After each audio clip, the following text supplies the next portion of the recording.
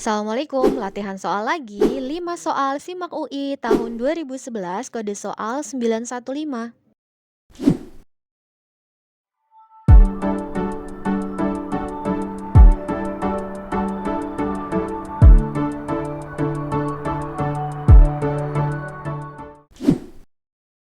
Yang dimaksud dengan marginal propensity to consume ini adalah MPC. Adalah, kita lihat dulu ya, rumus MPC. Marginal propensity to consume atau B ya biasanya, dia adalah delta C dibagi dengan delta Y. Biasanya C2 dikurangi C1 per Y2 dikurangi Y1. Perubahan konsumsi karena ada perubahan kenaikan pendapatan. Mana nih? Kecenderungan untuk terus menambah konsumsi salah. Tambahan konsumsi karena ada peningkatan pendapatan. Betul. Ini kan konsumsi dilakukan oleh masyarakat salah. Perubahan kebutuhan salah. Kecenderungan meningkatkan konsumsi karena kebutuhan salah. Yang ini jawabannya adalah yang B. Masih di soal SIMAK UI 2011, kode soalnya 915. Yang dimaksud dengan keseimbangan konsumen, berarti teori konsumsi ya. Nah, keseimbangan berarti nanti digambarkannya oleh kurva gitu. Yang vertikal dan yang horizontalnya adalah barang ya. Misalnya ini barang A, ini barang B. Misalnya sate sama bakso. Lalu berikutnya si kurvanya yang ini. Nah, ini ada yang namanya kurva IC. Kurva IC atau disebutnya adalah indifferent curve.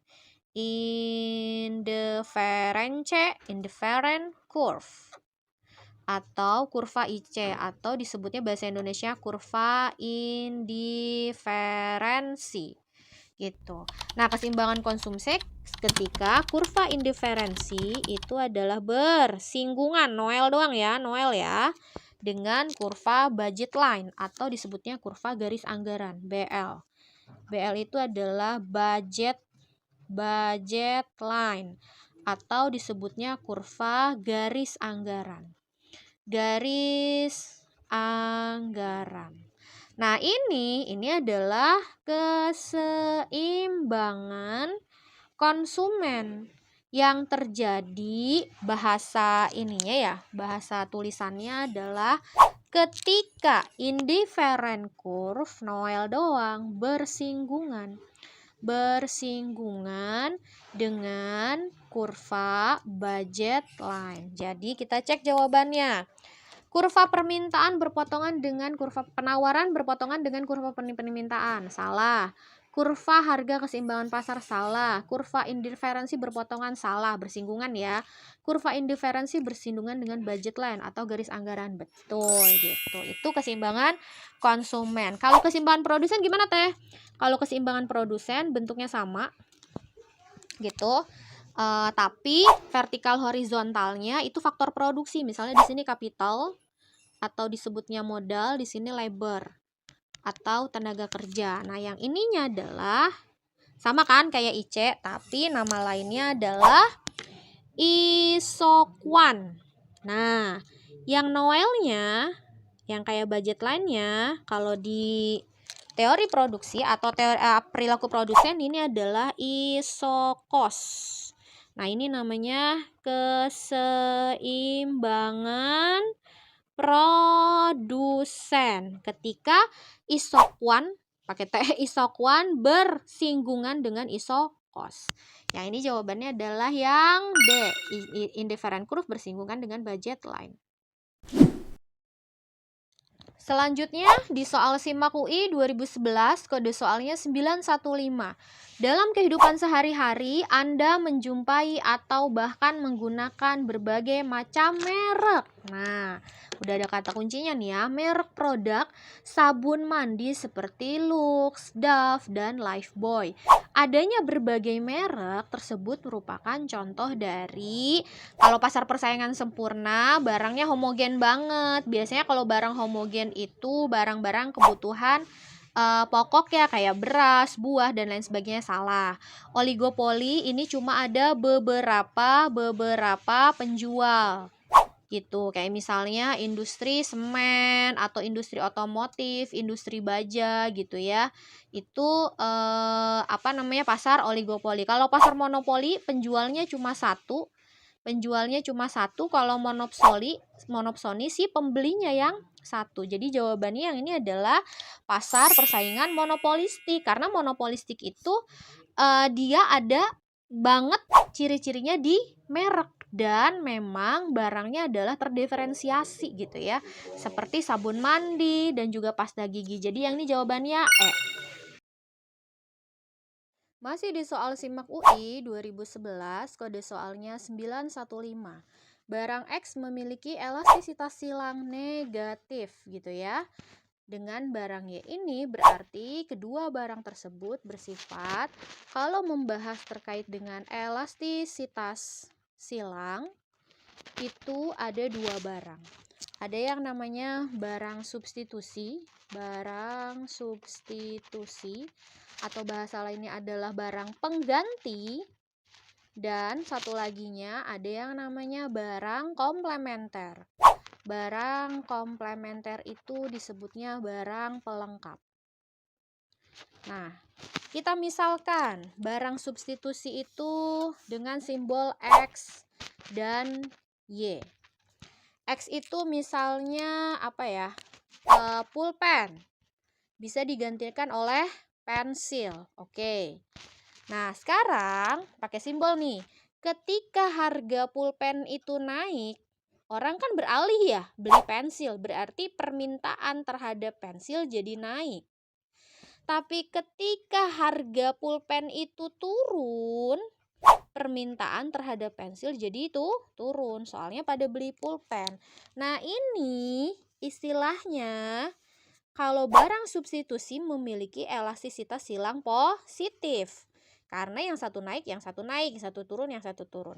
Berbeda dengan barang komplementer, barang pelengkap. Misalnya A dan B.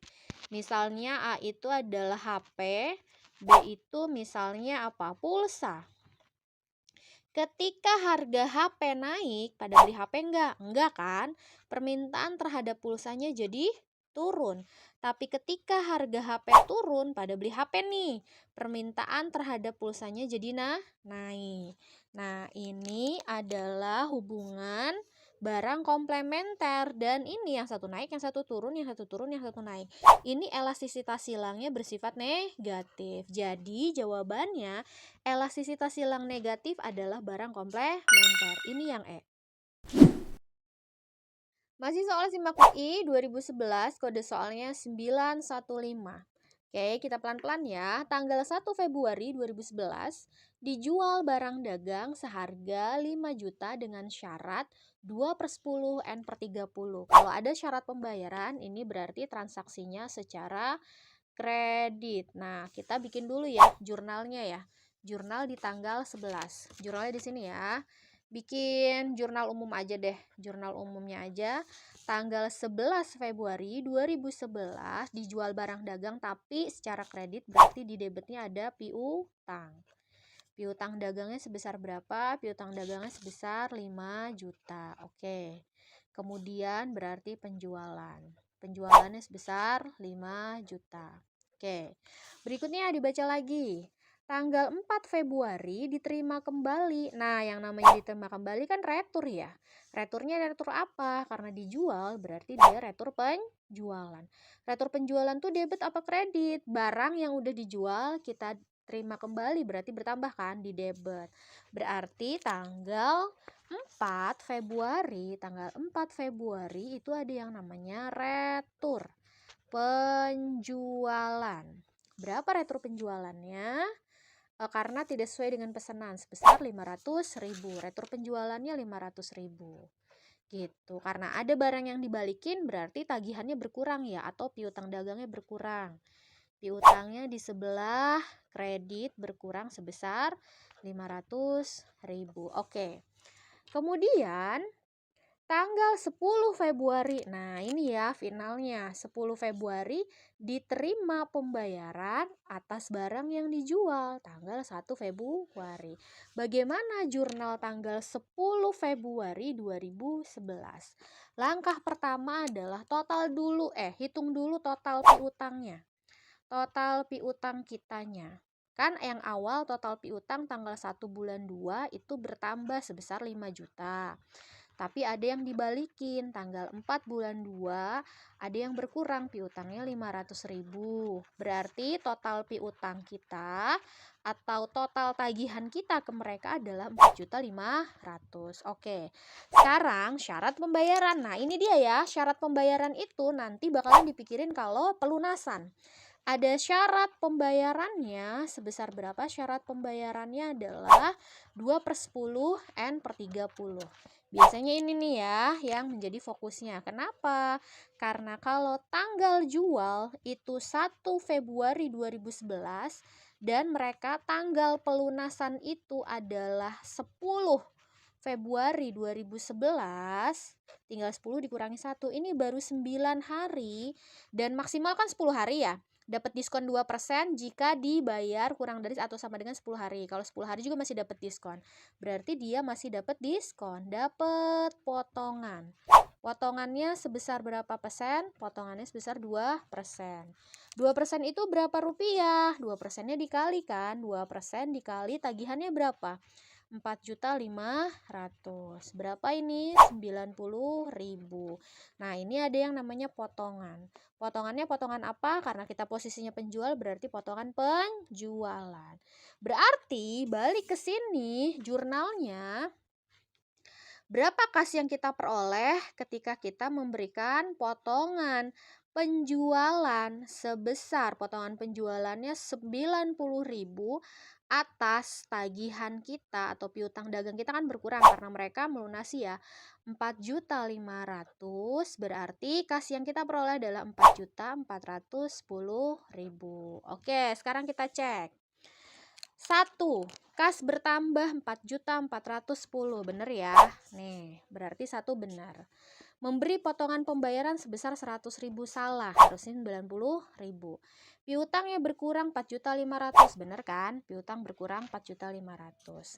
Kekurangan pendapatan, gak ngomongin pendapatan, berarti 1 benar, 3 benar. Jawabannya yang ini adalah yang B. Terima kasih sudah menyaksikan video ini. Nanti kita latihan soal lagi ya. Wassalamualaikum warahmatullahi wabarakatuh.